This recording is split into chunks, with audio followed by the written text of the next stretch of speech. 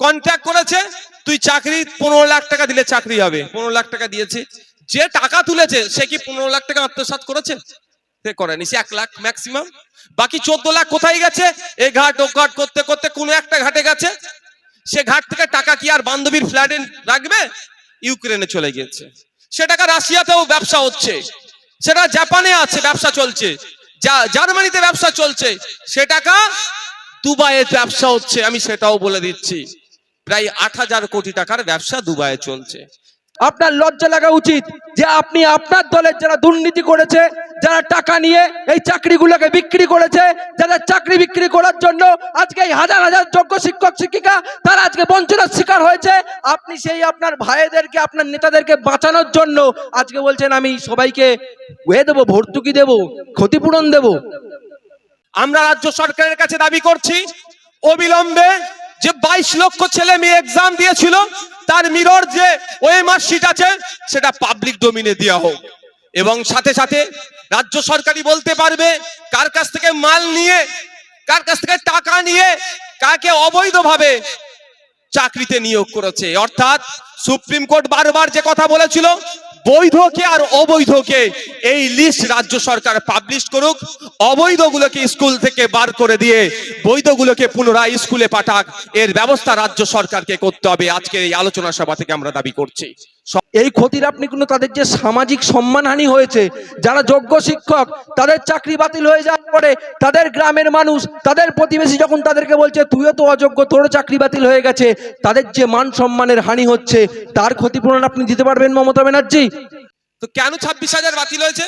যদি আমি ছোট্ট সহজ কথাই বলি, দুধ আর পানিকে এক করে দিয়েছিল, দুধ আর পানি এক করে দিয়েছিল, দিয়ে চালিয়ে দেওয়ার চেষ্টা করেছিল। বলে দুধে পানি মেশায়, আর এই তৃণমূলের আমলে পানিতে দুধ মিশাচ্ছে। বুঝতে পারছেন তো? ফলে সবটাই বাতিল হয়েছে।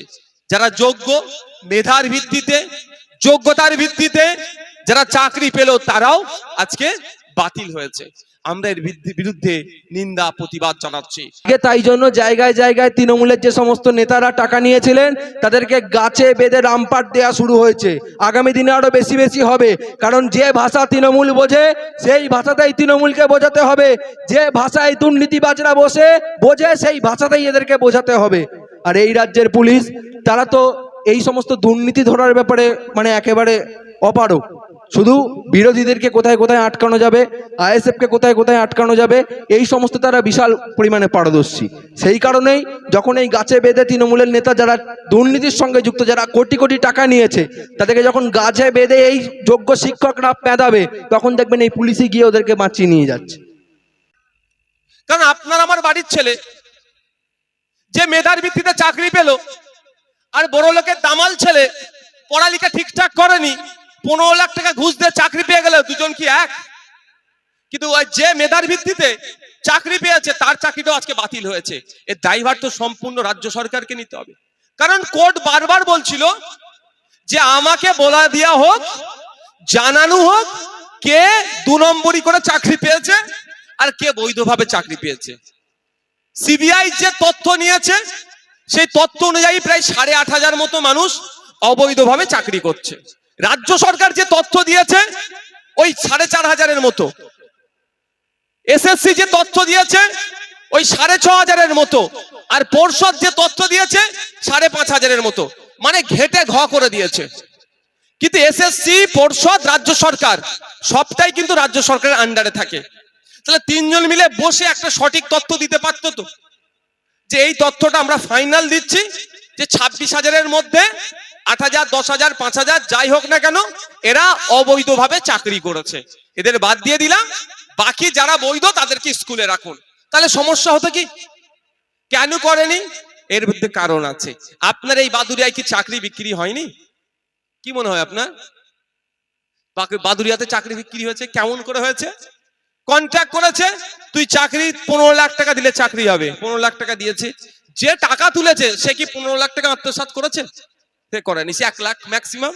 বাকি 14 লাখ কোথায় গেছে? এই ঘাট ও ঘাট করতে করতে কোনো একটা ঘাটে গেছে। সে ঘাট থেকে টাকা কি আর বান্ধবীর ফ্ল্যাটে রাখবে? ইউক্রেনে চলে গেছে।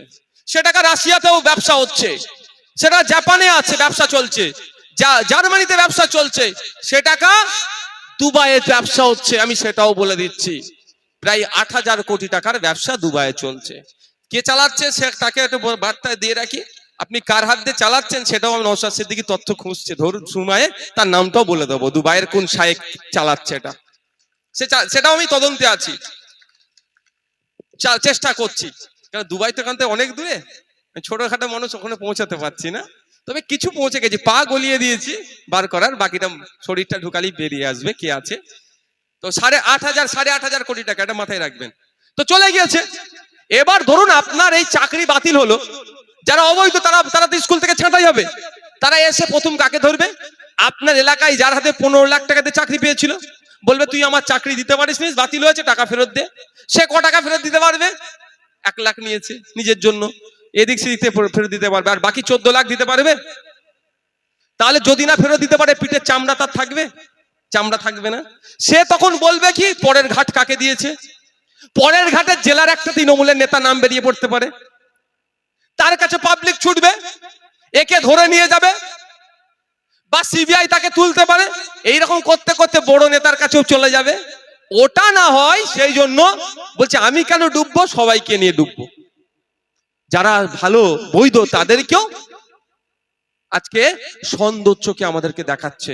আমার অনুরোধ আপনাদের কাছে, যারা বৈধ পন্থা অবলম্বন করে চাকরি পেয়েছে তাদেরকে আপনার সৌন্দর্যকে দেখবেন না, ডিসমোটিভেট করবেন না, মোটিভেট করবেন তাদেরকে বলবেন তোমরা লড়াই করে যাও, তোমাদের সাথে আমরা আছি, তোমরা যোগ্যতার ভিত্তিতে চাকরি করেছো, পেয়েছিলে, তোমাদের সাথে আমরা আছি, যতক্ষণ না রাজ্য সরকার তোমাদের চাকরি ফিরিয়ে দিচ্ছে আমরা তোমাদের সাথে থাকবো।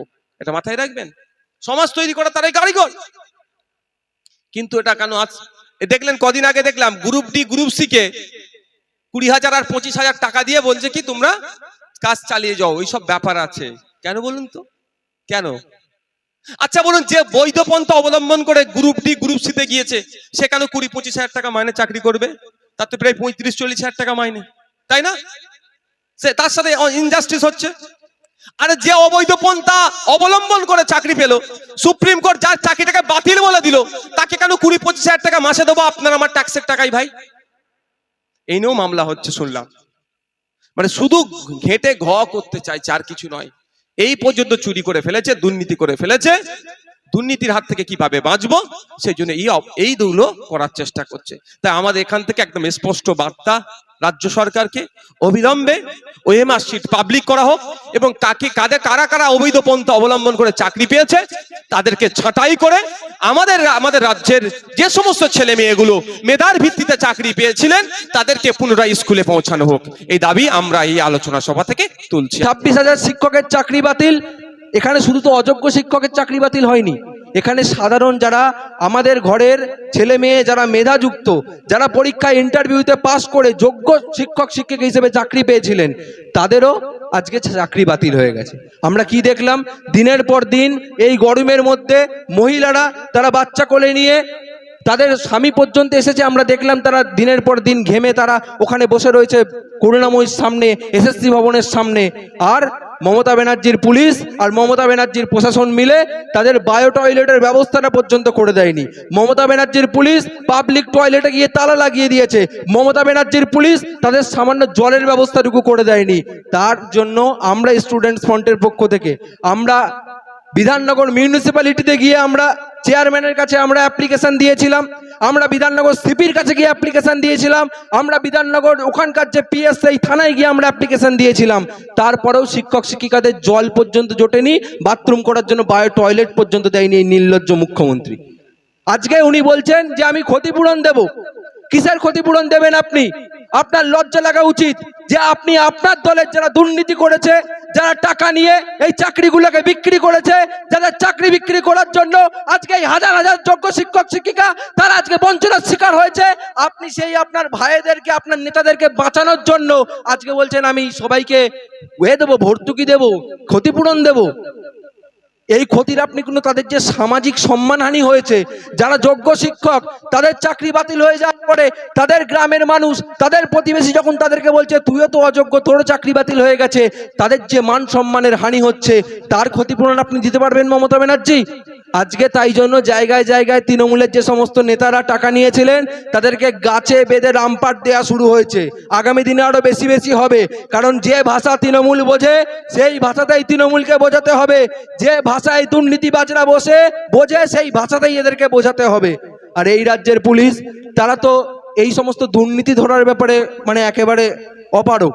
শুধু বিরোধীদেরকে কোথায় কোথায় আটকানো যাবে, আইএসএফকে কোথায় কোথায় আটকানো যাবে, এই সমস্ত তারা বিশাল পরিমাণে পারদর্শী।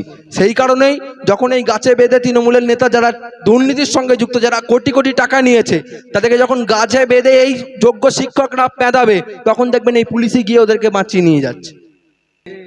এই তৃণমূল সরকারের আমলে 2011 সালের পর থেকে এই রাজ্যের বুকে কোথাও কোনো নতুন কলেজ নতুন স্কুল স্থাপন হয়েছে কিনা আমরা জানি না, কিন্তু স্কুল কলেজ অনেক বন্ধ হয়ে গেছে সরকারি।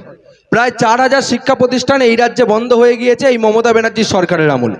আর আজকে আমরা এই যে ভারতবর্ষের স্বাধীনতা আন্দোলনের বীর শহীদ তিতুমিরের মাটিতে দাঁড়িয়ে আজকে আমরা এখানে বক্তব্য রাখছি।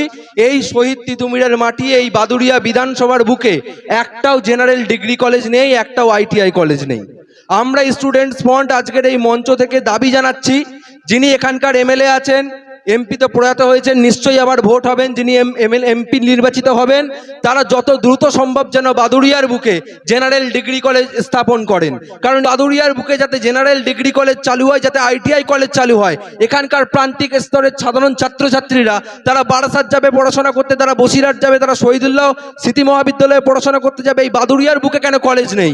এই প্রশ্ন আমাদেরকে আগামী দিনে তুলতে হবে। আজকে এই দেশের বুকে যেভাবে পেহেলগাঁওতে ঘটনা ঘটেছে আপনারা জানেন, এবং তারপর যেভাবে যুদ্ধ পরিস্থিতি, পাকিস্তানের বিরুদ্ধে আক্রমণ, তারপরে মোদিজির 56 ইঞ্চি ছোট হয়ে গিয়েছে, যখন আমেরিকার তার ট্রাম্প বলে দিয়েছেন, ট্রাম্প ঠিক করে দিচ্ছেন কোথায় যুদ্ধ হবে কোথায় যুদ্ধ হবে না। ট্রাম্প টুইট করছেন, সেই টুইট থেকে ভয়তে যুদ্ধ থামিয়ে দেওয়া হচ্ছে। আমরা কখনোই নিরীহ সাধারণ নাগরিকের প্রাণহানি ঘটুক এটা চাই না, কিন্তু সন্ত্রাসবাদ খতম হোক এটা আমরা ইন্ডিয়ান সেকুলার ফ্রন্ট চাই এবং চাই।